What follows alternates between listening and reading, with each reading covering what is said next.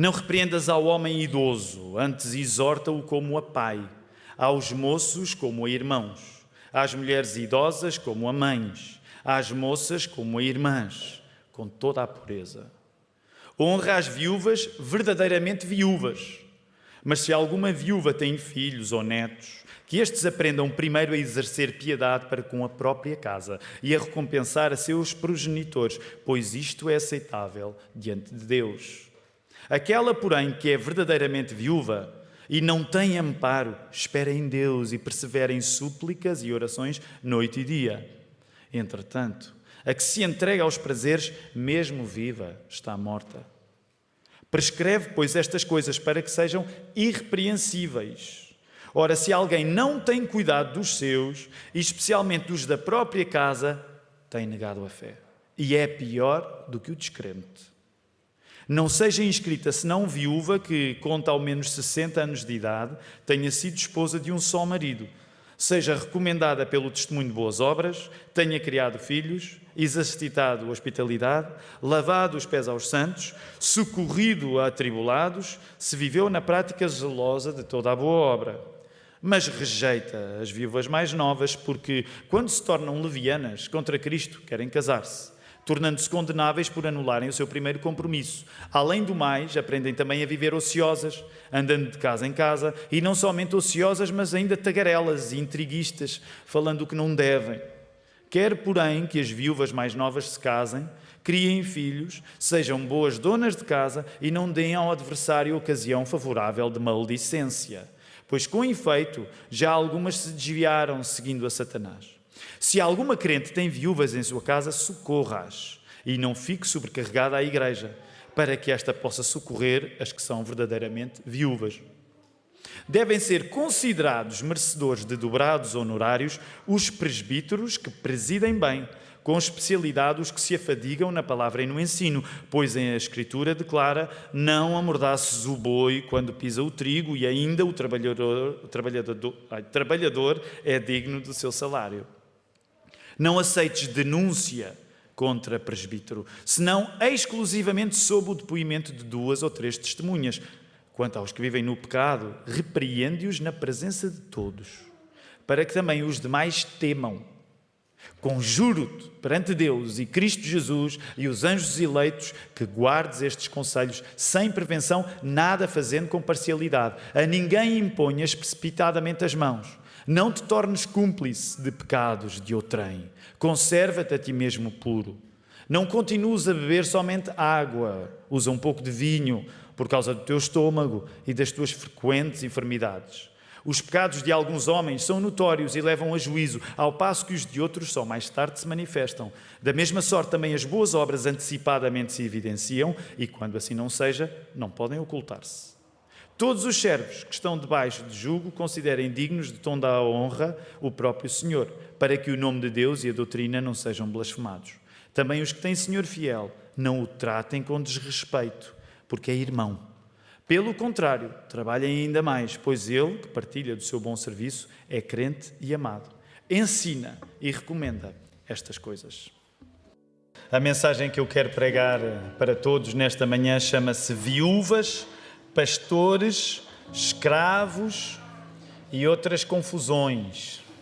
Viúvas, pastores, escravos e outras confusões.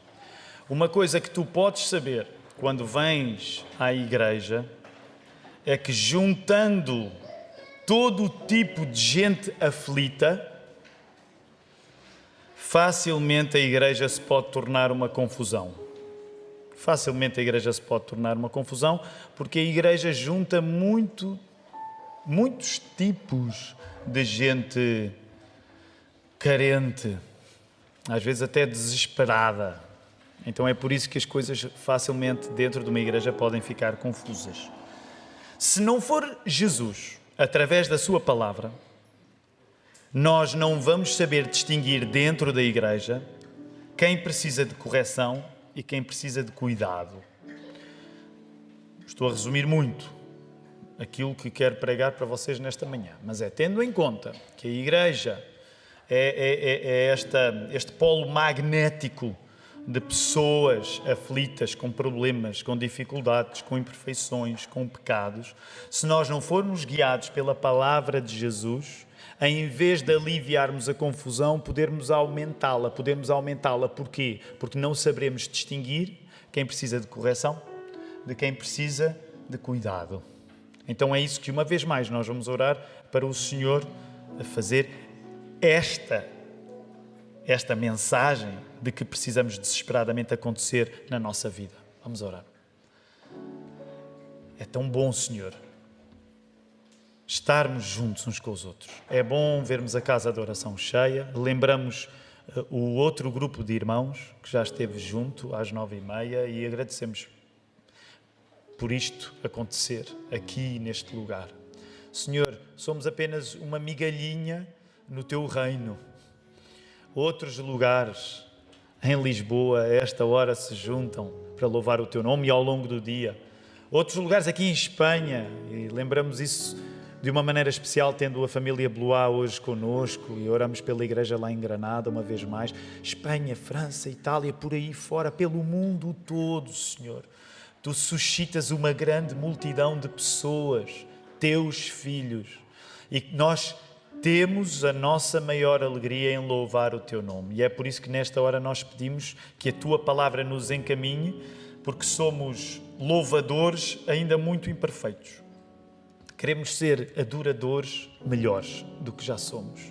Ó Senhor, por isso, dá-nos clareza e que a palavra que está diante de nós alimente cada pessoa que aqui está, independentemente da circunstância como cá chegou, mas que cada um saia mais perto de Jesus. Se não conhece Jesus, que possa conhecer. Ó Senhor, e aqueles que conhecem, que possam sair ainda mais entregues ao nosso Senhor Jesus. Nós oramos isto tudo precisamente no nome dEle, porque só Ele faz por nós e por qualquer pessoa aquilo que nem nos dias que nos correm melhor nós somos capazes de fazer. Só Jesus nos salva, só Jesus cuida de nós, só Jesus faz tudo o que é o Teu plano poder acontecer. E por isso nós oramos no nome de Jesus. A igreja pode responder com convicção? Amém. Então vamos, meus irmãos, temos um certo trabalho pela frente. Não esqueçam um dos textos que nós lemos hoje, é muito importante, porque hoje é dia de, já lemos o texto, o Nando mencionou isso também, é dia de... Meus irmãos, com convicção, hoje é dia de quê? É dia de Pentecostes, hoje é dia de Pentecostes. Então, é o dia que na tradição cristã nós lembramos a descida do Espírito Santo lá em Jerusalém, lemos esse texto. Nós não vamos voltar a esse texto, temos este que acabámos de ler, mas queremos que a mensagem de hoje, sendo no dia de Pentecostes, concorra para nós acreditarmos e agirmos com base no Espírito Santo que nos foi dado. Então, vamos voltar a olhar para o texto, excetuando os 2 primeiros versos do capítulo 5, que fala de homens idosos e de moços, de mulheres idosas e moças, excetuando estes que estão ao início, nós temos diante de nós 3 grupos que o apóstolo Paulo está a tratar quando escreve esta primeira carta a Timóteo. São esses 3 grupos: o grupo das viúvas, o grupo dos presbíteros, ou pastores, ou anciãos, como tu prefiras chamar, são sinónimos, e o grupo dos servos ou dos escravos. Estes 3 grupos são os 3 grupos que o apóstolo Paulo está a tratar neste texto. E todos eles são chamados a um princípio de serviço. A palavra grega para serviço, como alguns sabem, é diaconia. Então, uma das coisas que tu podes logo entender pelo facto de estes 3 grupos diferentes serem motivo da preocupação do apóstolo Paulo ao dar e de dar.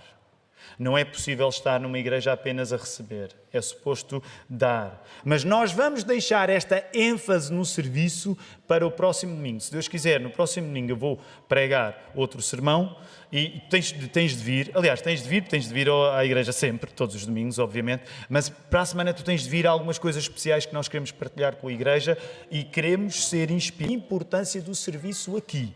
Okay? Coisas próximo domingo, há coisas especiais que nós vamos partilhar com a igreja, portanto, venham todos e vai ser muito importante este tópico do serviço. Vai ficar para próximo domingo. O que é que interessa hoje? Interessa hoje discernir, no meio das confusões que estavam a acontecer na igreja de Éfeso, estes 3 grupos de pessoas. E não sei se recordam, mas uma das séries de mensagens que foi pregada há 2 anos, mais ou menos, foi precisamente acerca desta necessidade muito grande que nós temos, que é a necessidade de discernimento. Lembras-te como é que se chamava o estudo que nós fizemos do primeiro livro dos Reis, no capítulo 3, falando sobre discernimento? Lembras? Quem é que se lembra do título dessa série de mensagens? Sabes, era isso mesmo, Vera, tens razão. Era uma pergunta, sabes? E estou a resumir muito. Tu podes até comprar, isso deu livro no Brasil. Não chegou a Portugal, mas podes comprar aqui e mandar vir no Brasil. Deu livro no Brasil essa série de mensagens e chama-se Doidos por Discernimento. Compra e lê cá e depois voltas a lembrar aquilo que se falou. Se eu tivesse a resumir muito o estudo que nós fizemos acerca do discernimento há 2 anos, uma das coisas que te diria é que toda a Bíblia, mas de uma maneira especial, o episódio em que Salomão pediu por sabedoria, toda a Bíblia te ensina que discernir é, sendo guiado pela palavra de Deus, tu saberes a diferença entre uma coisa e outra. O que é discernimento, Tiago? Discernir é, sendo guiado pela palavra de Deus, tu sabes a diferença entre uma coisa e outra. O mundo foi criado nesta lógica. Porque Deus usou a sua palavra para distinguir, por exemplo, a luz das trevas, o dia da noite, a terra da água, o homem da mulher, e depois disse a Adão, tu agora vais brincar a fazer a mesma coisa que eu fiz, que é, tu próprio vais usar as tuas palavras para quê? Para distinguires o cão do gato, o canário do periquito e por aí fora. Esta é uma lógica que tu tens logo no início da Bíblia e que acompanha todas as Escrituras. Porquê? Porque, por exemplo, quando Salomão pediu a Deus o dom do discernimento, ele teve logo um teste. Lembras qual foi o teste que Salomão teve logo de seguida? Aquelas mulheres de má fama que vão ter com ele e disputavam um filho. E Salomão teve de colocar em prática o dom do discernimento que tinha acabado de receber. Que naquele caso era o quê? O que é que Salomão pediu? O que é que Salomão pediu para resolver o problema? Foi horroroso o que ele pediu. O que é que Salomão pediu?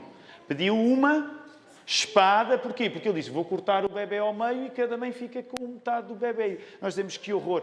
Percebe o que a espada é nas Escrituras.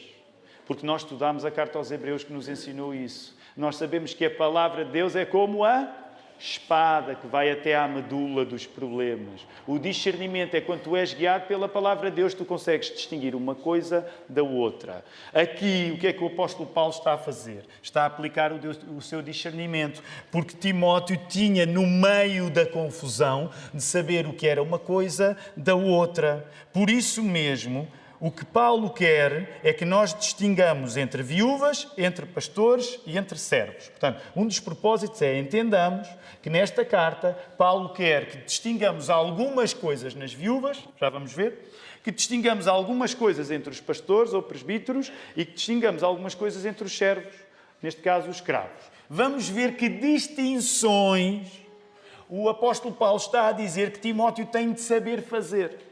Porque se Timóteo não tiver o dom de discernir estas coisas, a confusão da igreja vai aumentar mais. Tu aplicas este mesmo princípio à tua vida. Se tu não fores guiado pela palavra de Deus, a confusão na tua vida vai aumentar. Tu precisas da palavra de Deus na tua vida, porque é só a partir da palavra que tu vais conseguir distinguir uma coisa da outra. Este princípio da palavra é tão importante que nós sabemos que Jesus é a palavra feita pessoa. Isto agora dava pano para mangas. Se tens perguntas, vais ter de as colocar, porque na quinta-feira nós tratamos delas. Não é agora aqui, mas tens perguntas, coloca. Mas é também por isso que o Verbo se fez carne, Jesus é a palavra encarnada, o Verbo que fez o mundo todo fez pessoas, está sentado à direita do Pai. E, por exemplo, quando Jesus vier, como é que Ele vem? O que é que Ele traz? Ele traz uma espada. Lês isso no Apocalipse? Não é? Porque Ele vai distinguir. O Apocalipse não é mais do que a distinção final de todas as coisas. Quem é de quem não é.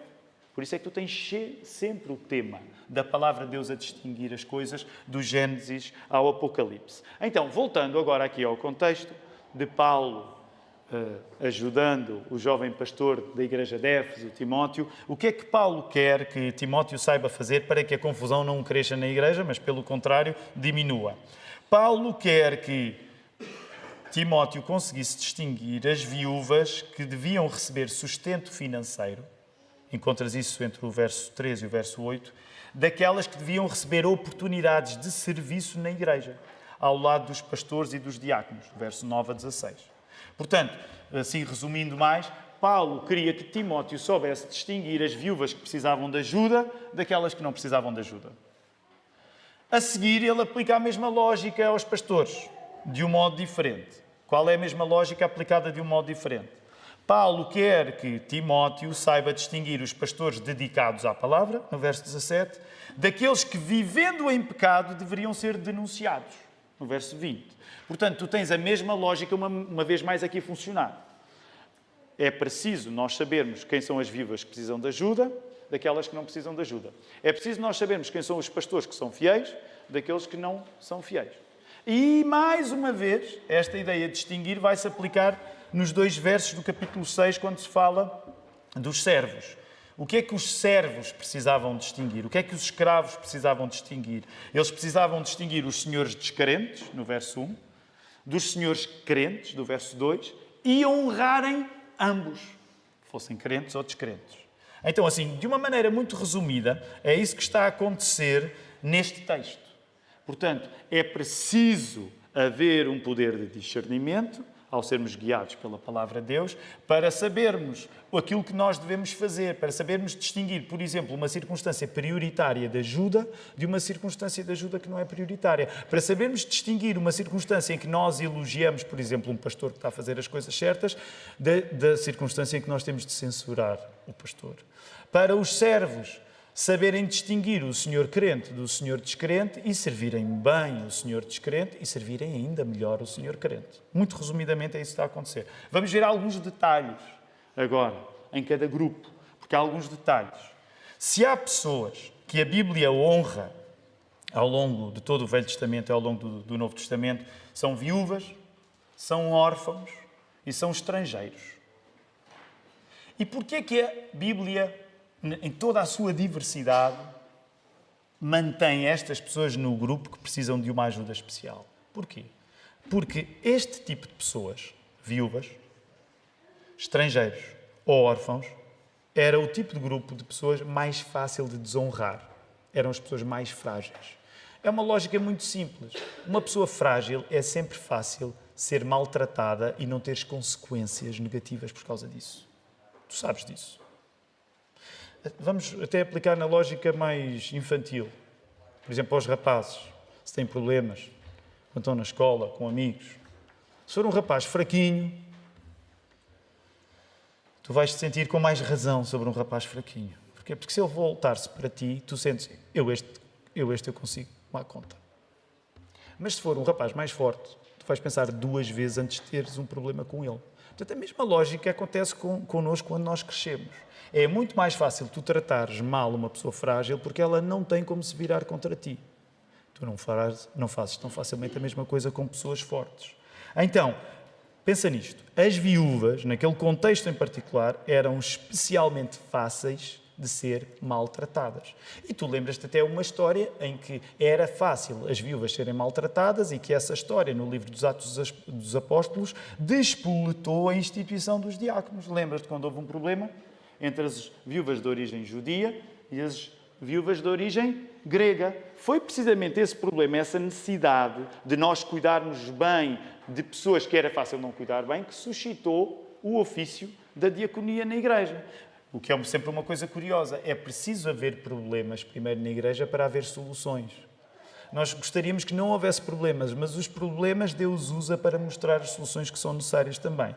E nesse sentido, ao pensares neste grupo de pessoas que são viúvas, que são órfãos, que são estrangeiros, lembra-te que vivemos num mundo vivíamos na altura num mundo que não era o mundo de hoje, em que, por exemplo, se tu viveres em Portugal, em grande parte, a expectativa é que o Estado, tendo em conta que tem um sistema de pensões e de segurança social, tendo em conta que parte do nosso salário fica com o Estado, há uma expectativa natural de que pessoas em estado de maior fraqueza, o Estado possa cuidar delas. Mas esse é um conceito muito novo na história do mundo. Imaginar há 2000 anos no Médio Oriente não era assim. Portanto, era muito fácil, de facto, que uma viúva fosse maltratada, que um órfão fosse maltratado e que um estrangeiro fosse maltratado. E deixa-me ser cuidadoso, mas ainda assim dizer que com todas as diferenças que há entre aquele tempo em que pessoas assim estavam muito mais desprotegidas, ainda assim é possível nós reconhecermos que em 2023 uma viúva, um órfão e um estrangeiro continuam a passar por muitas dificuldades. Provavelmente, no contexto da nossa igreja, é mais fácil identificarmos isto nos estrangeiros, porque a nossa comunidade estrangeira tem aumentado bastante, sobretudo aquela de origem brasileira. Portanto, muitos de vocês, sendo estrangeiros em Portugal, conseguem eventualmente hoje compreender melhor a facilidade que é tratar mal uma pessoa com pouca proteção. Eventualmente e tristemente, alguns de vocês até já têm histórias, já vos têm acontecido, em que eventualmente por serem estrangeiros vocês já não foram bem tratados. Então, coloquem-se, portanto, neste tempo era ainda pior. Por isso, uma das coisas que nós temos de compreender, aplicando à nossa igreja, é que a fibra de uma igreja vê-se no modo como se ocupa com quem é fácil não nos preocuparmos. Encontras a frase aí agora. A fibra da igreja vê-se no modo como a igreja se ocupa com quem é fácil ninguém se preocupar. É por isso que, para todos os efeitos, a Igreja da Lapa tem de ser atenta a viúvas, como há 2000 anos a igreja era chamada a ser, a órfãos e a estrangeiros. Mesmo que a realidade tenha mudado, o princípio de tu seres atento a pessoas que é fácil serem maltratadas deve existir na igreja. Deve existir na igreja. Nós não temos hoje tempo para ir a muitos detalhes, mas, por exemplo, uma das coisas que acontece é que quando nós olhamos para a demografia, para as idades das pessoas da nossa igreja, uma das coisas que nós reparamos é que, sendo a maioria de nós relativamente jovem, casais jovens, significa que pode, infelizmente, tornar-se muito rápido o nosso pouco cuidado com pessoas que não estão nas mesmas circunstâncias de juventude. E é isso que tu vais ver o apóstolo Paulo também a desenvolver no modo como ele vai tratar a questão das viúvas. Viúvas aflitas era uma cena clássica no mundo antigo. Só para entendermos um pouco daquele contexto. Se a viúva tivesse filhos, ficaria na sua casa, sustentada por eles, ou regressaria para os seus pais, levando de volta o dote dado por ela no casamento, porque havia o dote que era dado pela mulher quando ela se casava. Portanto, se ela enviuvasse, ou ficava com os filhos que deveriam cuidar da mãe, ou poderia, se os pais da viúva ainda fossem vivos, voltar para a casa dos pais. Essa viúva, está Paulo a esclarecer, não precisa e não deve ser sustentada pela igreja, para não ser um peso para a igreja. Por isso é que tu, mesmo no verso 16, tu vês o raciocínio do apóstolo Paulo. Porque a igreja deve estar pronta para socorrer as que são verdadeiramente viúvas. Nesse sentido, é as viúvas que estão numa circunstância de precisar mesmo de ajuda. Agora, repara como é que este raciocínio do apóstolo Paulo, de distinguir as viúvas que precisam de ajuda daquelas que não precisam de ajuda, como é que o raciocínio do apóstolo Paulo acontece? Acontece de um modo que é especialmente duro.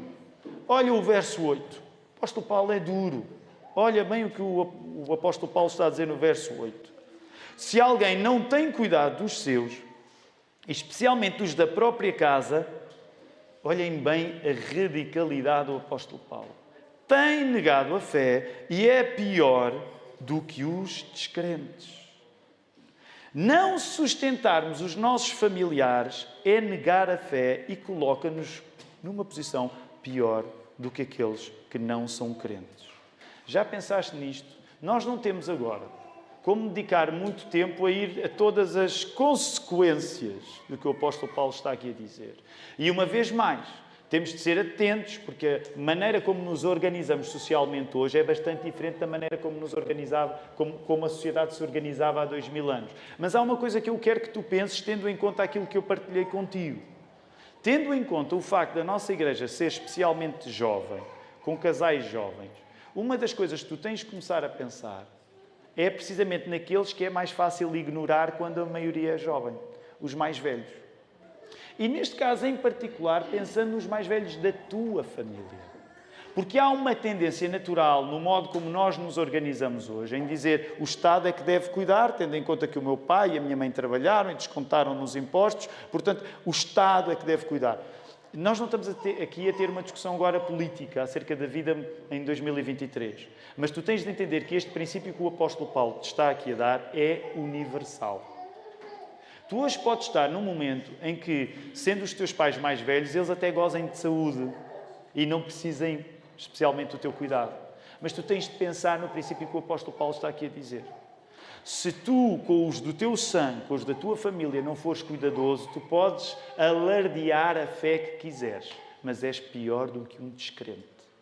É também isto que torna a vida dos cristãos especialmente atenta às pessoas que, sendo da nossa família, precisam de ajuda. E nós, como Igreja da Lapa, temos de reconhecer que precisamos de começar a pensar acerca destas coisas. Não só acerca dos mais velhos que já estão connosco, mas eventualmente acerca dos mais velhos das nossas famílias, para não sermos apanhados de surpresa. Porque era isso que o apóstolo Paulo estava a querer dizer a Timóteo, para ensinar a igreja. Distingam bem quem precisa de ajuda, para a igreja ficar livre para ajudar os que não precisam de ajuda e que devem ser ajudados pela sua própria família. Deixa-me dizer-te, tu saberás disso. Às vezes a igreja acaba a cuidar de pais, de filhos que não querem saber dos seus pais. Precisamente porque estão a agir como descrentes. Deixa-me só sugerir esta ideia. Imagina que tens pais que, ao envelhecer, não vais cuidar muito bem deles. O que provavelmente é que alguém terá de fazer aquilo que era a tua obrigação. Se esse for o teu lugar, diz o verso 8, é um lugar de condenação. Tu podes ir à igreja todos os domingos, ir a todas as atividades. Mas se tu deixares o cuidado dos teus para outras pessoas, diz aqui que é uma coisa séria e que contradiz a fé que dizes ter. Portanto, nós temos de pensar nestas coisas também. Por contraste às viúvas que precisavam de ajuda, existiam as que viviam para os seus prazeres.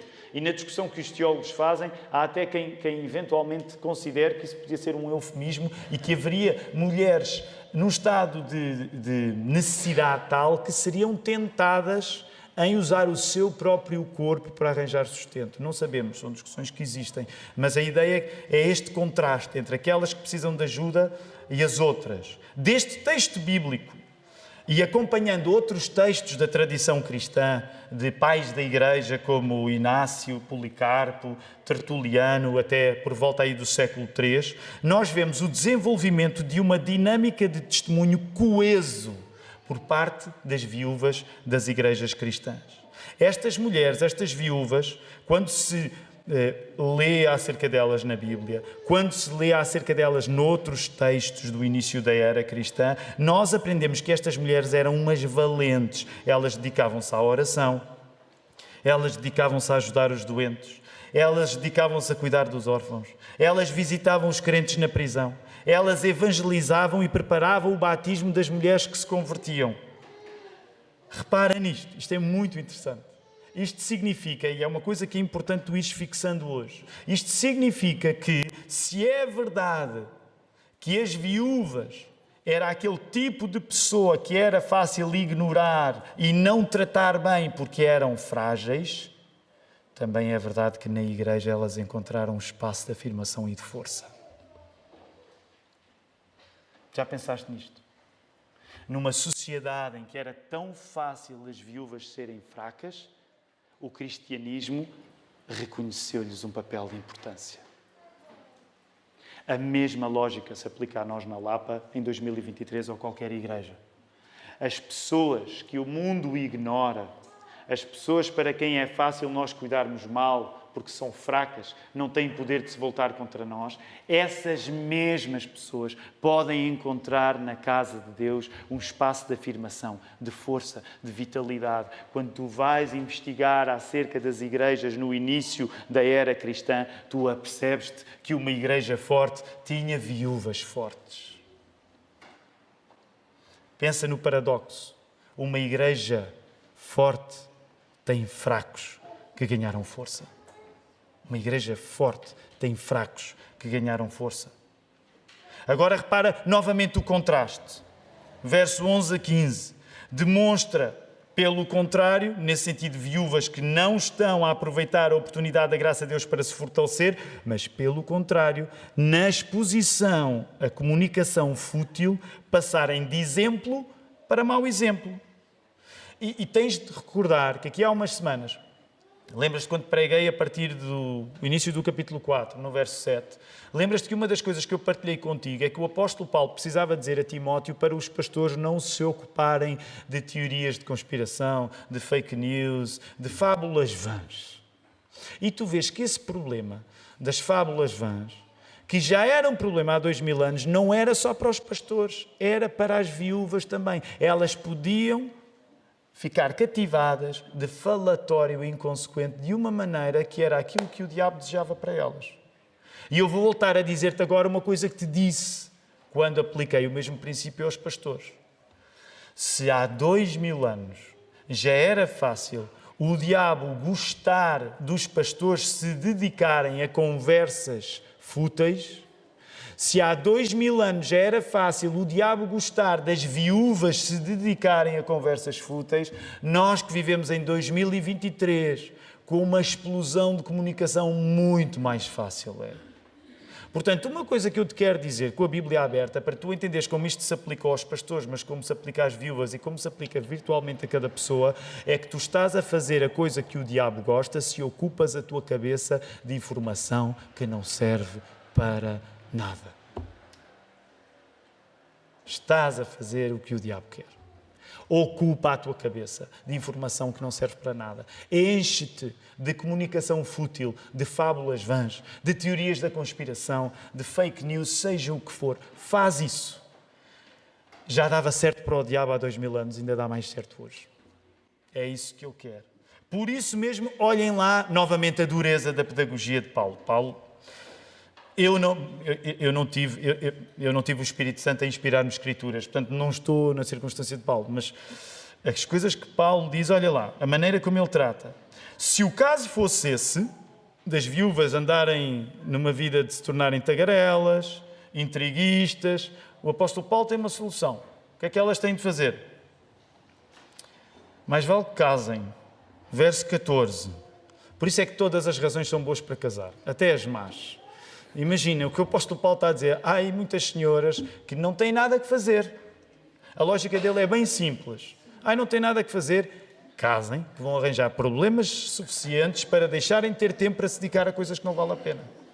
Não sou eu que digo isto, é o apóstolo Paulo que diz isto, ok? A Bíblia pensa assim. Portanto, quando a pessoa não tem nada para fazer, eventualmente é uma razão boa para se casar. Isto não nega o que o apóstolo Paulo tinha dito na carta que escreveu à igreja de Corinto. Porque o apóstolo Paulo tinha dito, e vocês sabem, aqueles que estão a fazer o curso de aconselhamento familiar, que uma das coisas que nos espanta, é por isso que nós temos de ler a Bíblia toda, Paulo em particular, é o modo como o apóstolo Paulo diz as coisas. E Paulo não romantiza nada. E ele, no capítulo 7 da primeira carta que escreveu aos Coríntios, ele diz, de um modo claro, que se a pessoa tiver esse dom, se a pessoa conseguir não casar, vai ter uma vida muito melhor do que se casar. Alguém tem um amém para dizer? Se tu não casares, vais ter uma vida melhor do que casares. Não fui eu que disse, foi o apóstolo Paulo. Não há um amenzinho, não há nada. Vocês são incrédulos. Houve ali uma mão estendida lá ao fundo, tímida e tal. Percebem a ideia? O apóstolo Paulo tinha dito que, de facto, era melhor ficar solteiro, mas o apóstolo Paulo leva muito a sério os efeitos negativos do pecado da nossa vida. E o que ele está a dizer é que se tu não recebeste o dom do celibato, é melhor que tu te cases. Se a viúva anda numa vida de intrigas, e se for jovem, mais vale casar e reconstruir a sua vida. Considerando tudo, e eu sei que são muitas coisas e temos de avançar no texto, são muitas coisas ao mesmo tempo e nós temos de ter uma vista mais lá em cima, interessa notar que nesta questão das viúvas, a ênfase está em providenciar ajuda a quem realmente precisa de ajuda. Sendo que a existência de ajuda cultiva depois a oportunidade de responder em serviço. Tu encontras essa frase aí? Uma das coisas, no meio de especificidades e detalhes nos problemas das viúvas, é que há um princípio que é objetivo, que é a ênfase é providenciar ajuda a quem realmente precisa dela, sendo que a existência dessa ajuda deve suscitar a oportunidade da pessoa responder em serviço. Se tu quiseres, para simplificarmos mais, nós podemos dizer assim: quem é ajudado por Cristo através da Igreja, ajuda também. Consegues compreender a ideia? Quando tu és ajudado na Igreja, tu predispões-te a ajudar. É sempre um caminho de reciprocidade. Vamos aos pastores. Volta a olhar aí, por favor, o texto nos pastores, enquanto eu bebo um pouco de água para me tirar a tosse. Do verso 17 ao verso 25, vamos entrar agora na secção dos pastores. Portanto, o apóstolo Paulo queria que Timóteo soubesse distinguir as viúvas que precisam de ajuda das que não precisam de ajuda, e ele agora, no que diz respeito aos pastores, quer que Timóteo saiba distinguir algumas coisas também. Neste caso, quando nós entramos neste texto dos pastores, há muito debate entre teólogos até que ponto é que o texto está a sugerir aqui uma distinção entre pastores. Por exemplo, o pastor John Stott, um dos teólogos britânicos mais importantes da segunda metade do século XX, ele disse assim: parece ser claro o princípio de ao pastor que preside ser devido algo a dobrar, como o texto diz.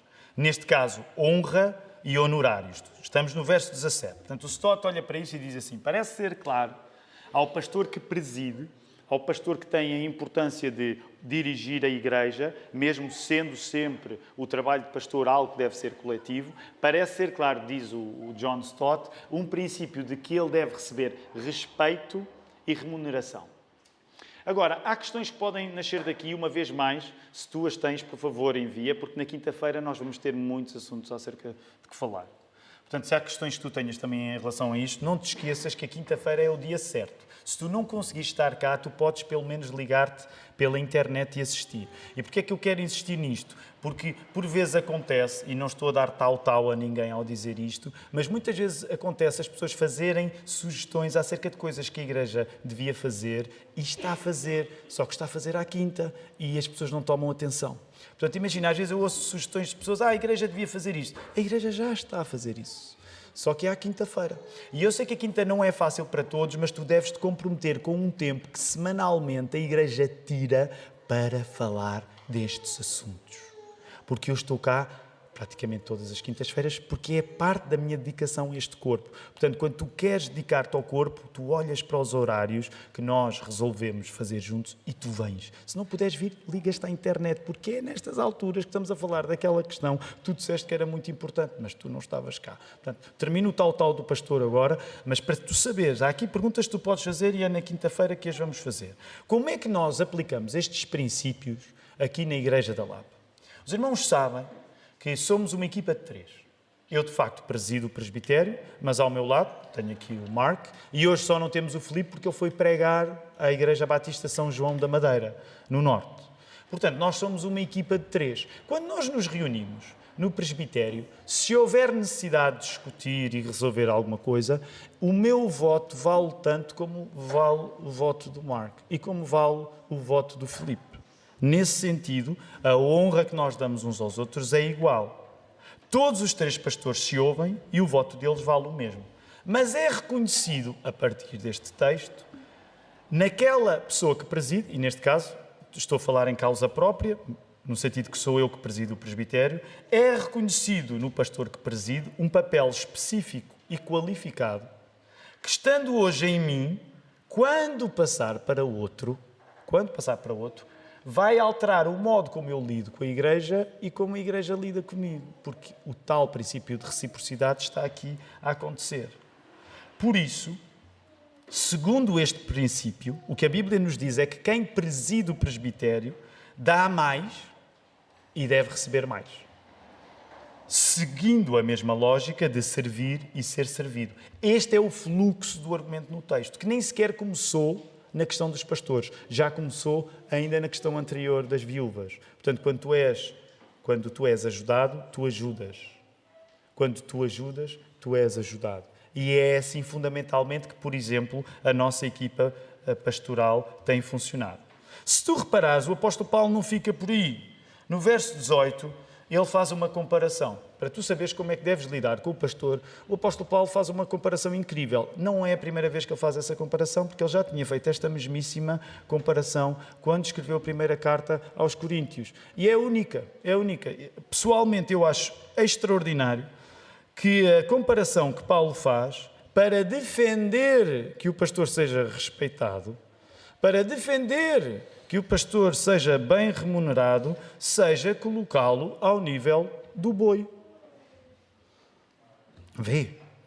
Eu estava à espera de alguma reação da igreja quando digo isto, porque de facto a Bíblia, nós, para defendermos que a igreja nos deve tratar bem, usamos a analogia que Paulo usa. O que o apóstolo Paulo estava a dizer é que até o boi, quando anda a trabalhar no campo, ele vai comendo. E essa é a analogia para tu pensares no respeito e na remuneração que deves aos teus pastores. Portanto, o que é que isto quer dizer? Antes que digas que a Bíblia te levou a pensar no teu pastor como um animal chifrudo, antes que chames boi ao teu pastor, e tens caução bíblica para o fazer, tens de lhe abrir a carteira. Ok? É a lógica da Bíblia. Nós somos bois para vocês, mas vocês têm de abrir a carteira convosco. Eu só estou a dizer isto porque a Bíblia diz isto. Ok? Portanto, antes que tu penses nos piores significados que podem sair daqui, significa que tu tens de ter uma perspectiva de que tu ajudas quem te ajuda. O pastor que serve a igreja merece o teu cuidado. Eu sei que estou a pregar em causa própria hoje, mas essa é uma das vantagens de nós lermos a Bíblia e não darmos saltos. Um dia sou eu. Amanhã posso não ser eu, meus irmãos. E deixa-me dizer com sinceridade, não me custa pregar estas coisas, porque hoje calhou-me a mim, pela graça de Deus, estar na função de presidir o presbitério. Mas quando eu deixar de presidir o presbitério, eu vou ser a pessoa mais chata para que este zelo com o pastor presidente seja feito com quem vem atrás de mim. Porque isto não é acerca de mim. Isto é acerca de Jesus, é acerca do Evangelho e da maneira como nós honramos aqueles que dão a vida por nós. Por isso mesmo a Igreja diz como diz. Em relação ao assunto delicado, que vem logo a seguir, das acusações contra pastores. Repara, elas seguiam um princípio que já estava no Velho Testamento, Deuteronômio 19:15, elas precisavam de ser consubstanciadas, com testemunhas. O nosso querido João Calvino dizia que não havia profissão mais exposta a calúnias do que o pastorado. E o Calvino falou isto antes de existir internet. Se o Calvino viesse agora, ele percebia que a coisa piorou muito. Mas ele dizia, se tu queres, a ideia é essa, se tu queres que te tratem mal, se tu queres ser maltratado e vilipendiado, escolhe a função de pastor. Ainda no domingo passado, o Filipe estava a querer regimentar um grupo dos nossos jovens para pensarem nisso, e é a vossa obrigação, os jovens, pensarem sempre, será que Deus me chama para ser pastor? Mas fica sabendo, porque a Bíblia também é clara, não há profissão em que tanta coisa má possa ser dita acerca de nós do que quando nós somos pastores. O que deve vingar quando um pastor que deve ter boa reputação por alguma razão está a ser colocado em causa a sua reputação é a verdade provada. Não são intrigas, não são zunzuns, não são diz que disse, é a verdade provada. Porque repara, nessa mesma dinâmica, se for provado, não é eu ouvi dizer, não é eu acho que, não é eu já reparei. Não, se for provado que um pastor não está a viver na palavra, o que é que o verso 20 diz?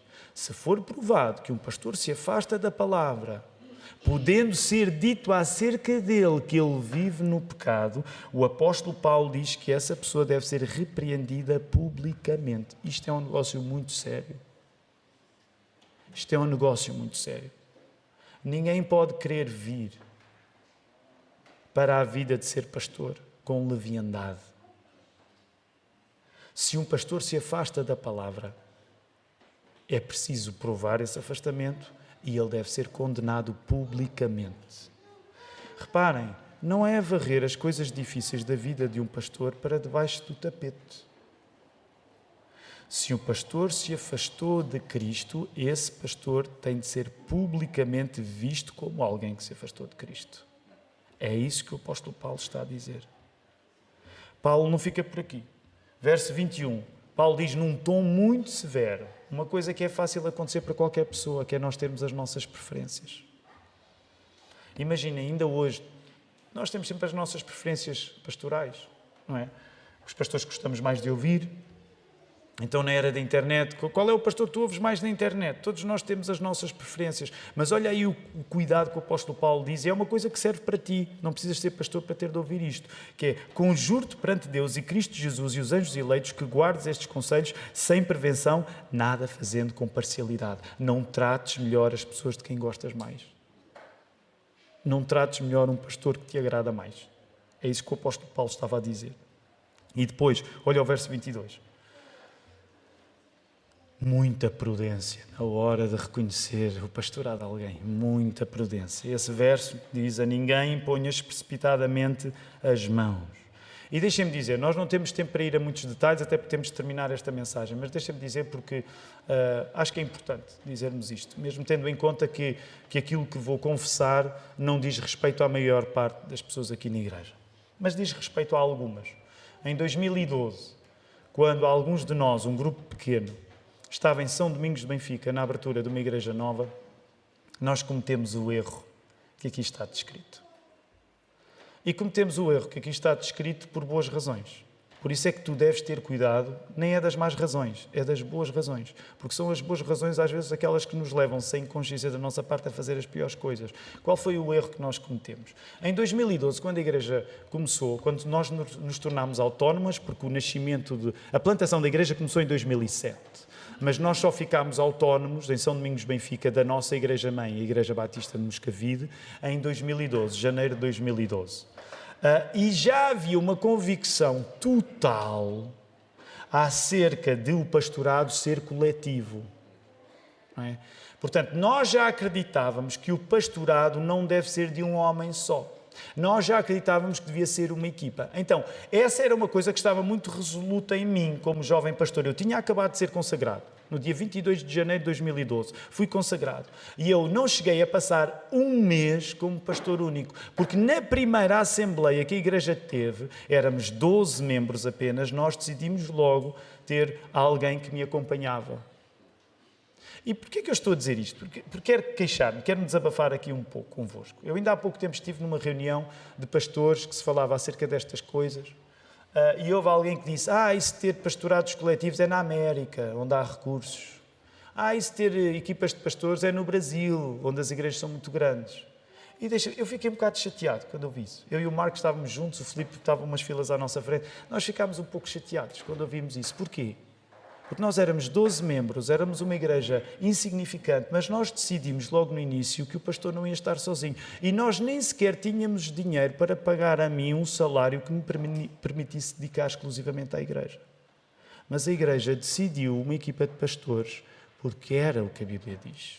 Portanto, permitam-me dizer assim, não me venham, e vou usar uma expressão um pouco corriqueira, não me venham com a treta de que as igrejas, quando são pequenas, não podem ser fiéis. Porque nós não tínhamos como sustentar a família Cavaco quando a igreja decidiu ter uma equipa de pastores. Não é o dinheiro que comanda os teus princípios. Devem ser os teus princípios que comandam o teu dinheiro. Agora, tendo dito isto, eu tenho de confessar que nós precipitadamente impusemos as mãos. E o nosso irmão tentou fazer o melhor para ser o pastor que de facto não tinha recebido de Deus esse dom. Portanto, uma das coisas que eu quero dizer é que este texto hoje, eu não consigo pensar neste texto sem pensar nas marcas que ficaram connosco, termos feito esta coisa errada. Agora, quando tu reconheces isso, não mudas os teus princípios para justificar a coisa certa que não és capaz de fazer, mas acreditas nos teus princípios e fazes a coisa certa. Cuidado com nós impormos as mãos cedo demais. Logo, vamos terminar isto. esta parte, depois a outra rápida, também vai ser rápida, eu prometo. O mesmo princípio persiste pela positiva e pela negativa. Se um pastor não serve em verdade, ser servido pela Igreja termina numa denúncia de que deixou de viver para Cristo para viver para o pecado. Okay? O mesmo princípio de distinguir está aqui a acontecer. Se um pastor não vive na verdade, o princípio dele ser servido na Igreja tem de terminar e ele tem de ser denunciado. Novamente, lembras-te? O apóstolo Paulo a ajudar a Timóteo. Timóteo, tu tens de saber distinguir as viúvas que precisam de ajuda das outras. Timóteo, tu tens de saber distinguir o pastor que precisa de ser honrado pelo respeito e pela remuneração daquele que precisa ser denunciado. E agora a última, muito rapidamente, a última distinção dos servos ou dos escravos. Nós temos de reconhecer uma coisa quando entramos no verso 1 e 2 do capítulo 6, que é nós tendemos a ser muito sensíveis ao facto de nos parecer que a Bíblia nunca condena explicitamente a escravatura. Sempre que se fala de escravos ou servos hoje em dia, a tendência no Ocidente é tão impressionada com os efeitos negativos da escravatura, ficarmos um pouco tristes. Porquê que o apóstolo Paulo nunca disse que a escravatura era para acabar? Deixa-me dizer-te uma coisa. Essa queixa é um pouco anacrónica. O que é uma coisa anacrónica? É uma coisa fora do tempo. Sabes porquê que é uma queixa um pouco anacrónica? Sabes há 2000 anos quantas sociedades existiam que não tivessem a escravatura? Sabes, há 2000 anos, quantas sociedades existiam que não tinham escravatura? É um número fácil, bem redondinho. Quantas sociedades existiam que não tinham a escravatura há 2000 anos? Bem fácil, redondinho. Zero. Há 2000 anos não era conhecida nenhuma sociedade em que escravatura não existisse. Não sendo, acreditamos nós, o Evangelho uma utopia para uma sociedade perfeita, parece-nos compreensível que, apesar da escravatura não ser condenada explicitamente, seja da Bíblia que vieram as razões que alimentaram as pessoas que lutaram pela abolição da escravatura. Compreendes a ideia? Por exemplo, o princípio, só para teres uma ideia disto, o princípio de alguém ser propriedade de outra pessoa, que a escravatura implicava, é condenado na Bíblia. O princípio de alguém ter a sua vontade limitado por outra pessoa é condenado na Bíblia. O princípio de alguém ter de trabalhar sobre a ameaça de violência é condenado na Bíblia. Sim, se tu quiseres, nós podemos admitir, sim, a Bíblia não condena explicitamente a escravatura porque não tinha um plano de revolução social utópica, mas é da Bíblia, é na Bíblia que se muniram as pessoas que mais lutaram contra a abolição da escravatura.